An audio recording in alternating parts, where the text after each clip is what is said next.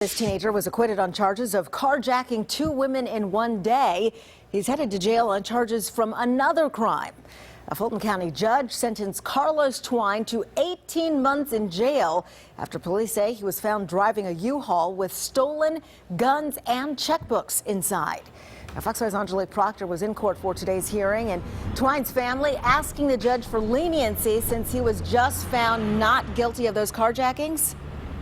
That's right, Sinead. They asked for leniency and mercy. They say this young man really hadn't been in trouble until about a year ago. That's when they say he started hanging with the wrong crowd. Last week, a Fulton County jury exonerated Carlos Twine of 2 high-profile carjackings in Buckhead this summer. But the Atlanta teen found himself back in front of a judge in a blue jumpsuit and handcuffs.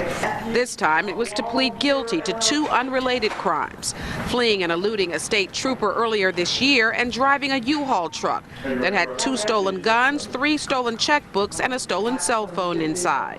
His family believes the system punished him harder for these crimes because he was found not guilty on the carjackings. They did not do an investigation on the case. We tried to give them information, steer them in another direction. They didn't want to hear it, you know. That case was not worth trying with the evidence we had, and Paul Howard knew that. The Twines asked the judge to show mercy on the teen who family members say was a good kid, who graduated high school early but started hanging with the wrong crowd and got off track. I'm going to come before you and just ask you for a second chance. For him to start over. Was a really great kid. Judge Doris Downs showed mercy and sentenced the teen under first offender status to 5 years, 18 months in prison, and 3.5 years probation. She too went back to the Buckhead carjackings and seemed frustrated with police and prosecutors. And there were some real problems with the police work, extreme problems with the police work.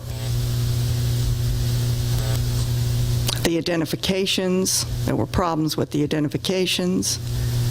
Procedures were not followed. Tips weren't followed up on.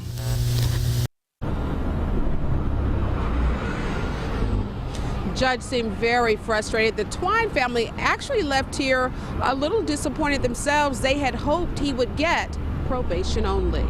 Reporting live in downtown, Aungelique Proctor, Fox 5 News. Aungelique, thanks.